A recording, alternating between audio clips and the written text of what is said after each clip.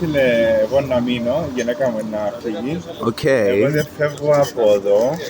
Να φύγεις. Αν δεν μου δώσεις τη συνταγή, καλά χάνω το μάτι. Οκ. Έγινε στη φέρνη. Οκ. Abbiamo ancora sicura. Buona pottia, κοντά μου. Θέλω το κουλουπίδι, ήδη έτρεξαν τα ζάλια. Το κουλουπίδι θα σπάει. Σπάσαμε. Πώς ήταν ο μεζές? Απίστευτο. Πώς πάλι. Το Τέλεια. βλέπετε έμεινε κάτι. Να πάρουμε το σπίτι. Τέλειο το μπέργκερ. Τέλεια. Είπα, εξαιρετικό το φαγητό εδώ. Αυτό είναι το τέταρτο φορά και στον εστιατόριο Άγιος Γιώργος στην Νικοσία, στην Λευκοσία. Μου αρέσει πολύ πολύ. Σας άρεσε το κουνουπίδι? Ναι, ωραίο, εξαιρετικό. Τα κεφταράκια ήταν πραγματικά κάτι το μοναδικό.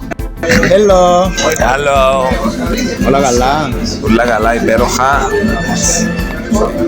Πολλά καλό σερβις, πολλά καλό σουβλάκι. Fair enough.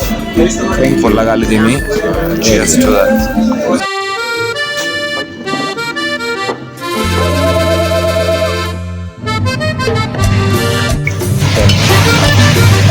Σαν τη μελιτζάνα δεν έχει. Φίλε, ήρθες? Σήμερα θέλουμε να δοκιμάσουμε τα πιάτα ημέρα. Αναμένω να δοκιμάσω τα φύγια σου, όπως και τίποτε. Για τα φέλια να πελάνεις τέλεια. Θάνα, έτρεψα, νόστιμα και πάρα πολλά ωραία η περιποίηση. Ευχαριστούμε. Όλα ωραία τα φαγητά. Η ατμόσφαιρα, κόζι, χριστουγεννιάτικα, top. Μαγικές πατάτες, όχι κατεψυγμένες. Μένεις προσέα. Συνιστώ ανεπιφύλακτα, ελάτε όλοι για να δοκιμάσετε αυτή τη σεφταλιά. Με τέτοιον κρύο, καιρός για θρύο. Ήσουν πιο πράσινο λαιμό. Για το κουλουπίδι είπαν τα ήδη, αλλά για τη Σαρλότα είμαι έτοιμη να γίνω λότα.